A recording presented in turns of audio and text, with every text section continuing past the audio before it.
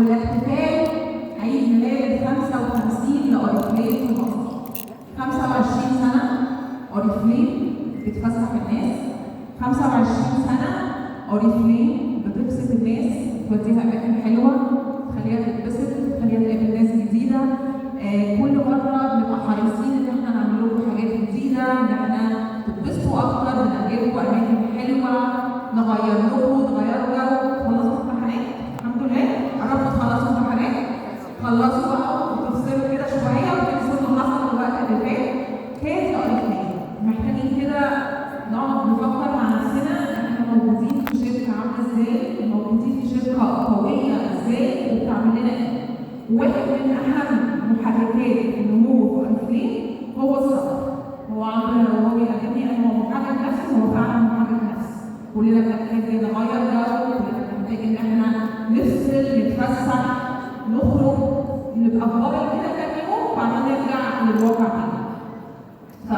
عشان أوريفليم شركة بتغير حياة الناس وبتدي فرصة لكل الناس، احنا عندنا سفر بيبقى فيه زي سلم النجاح وخطة النجاح كده، عندنا سلم للسفر. بنبتدي من أول 12%. بيبقى الشخص عنده فرصة إن هو يسافر مانجر سيمينار. والسنة دي إن شاء الله احنا عملنا السيمينار إن هو يكون ميجا مانجر سيمينار عشان يدي فرصة لناس أكتر إن هي تسافر. وكمان حاجة مهمة جدا كنا بنفكر فيها لما خدنا القرار ده، إن احنا يبقى في فرصة للناس إنها يبقى معاها مرافق مجاني. يعني في ناس دايما بتبقى عايزة تسافر بس مش عارفة تسافر عشان معاها مرافق، وساعات المرافق بيبقى غالي. فدلوقتي احنا بنقول له تأهلوا فترتين ويبقى عندكم فرصة تسافروا وناخدوا معاكم حد مجاني. أوكي؟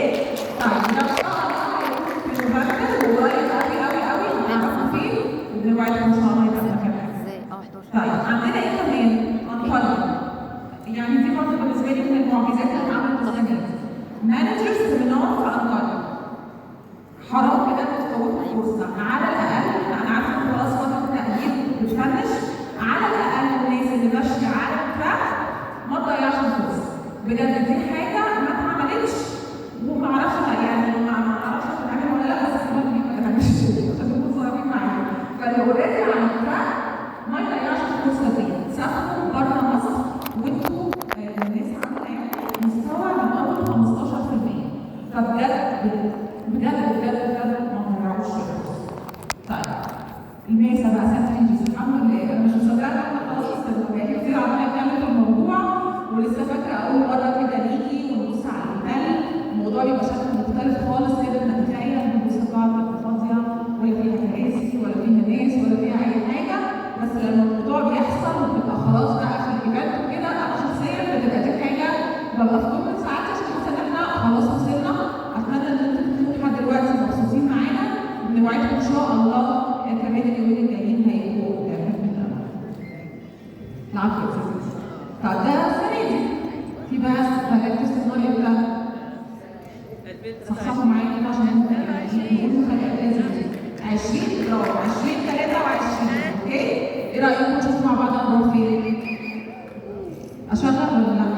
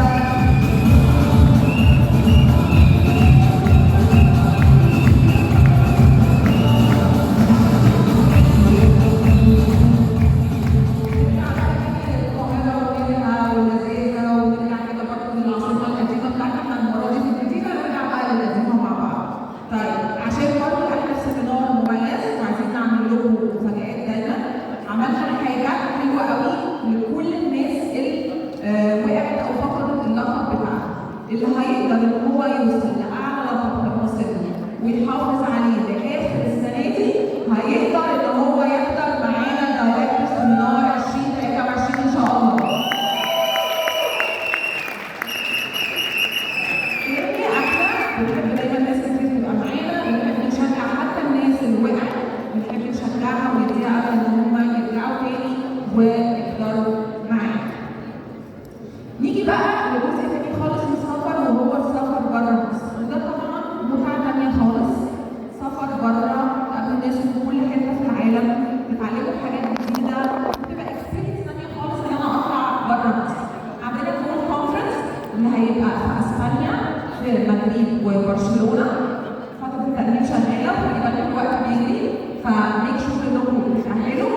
عندنا مؤتمر الدايموند والاكزيكتيف. الدايموند هيبقى في لوس انجلوس، الاكزيكتيف في سان فرانسيسكو، ودي بتبقى بقى زي ما بنقول عليها الكريمه بتاعت المؤتمرات طبعا لالقاب الدايموند والالقاب الاكزيكتيف. الدايموند بيسافر ومعاه شخص مجاني مرافق، والاكزيكتيف بيسافر ومعاه 3 اشخاص مجاني. امريكا مفيش حاجات، انا في حاجات يعني كام؟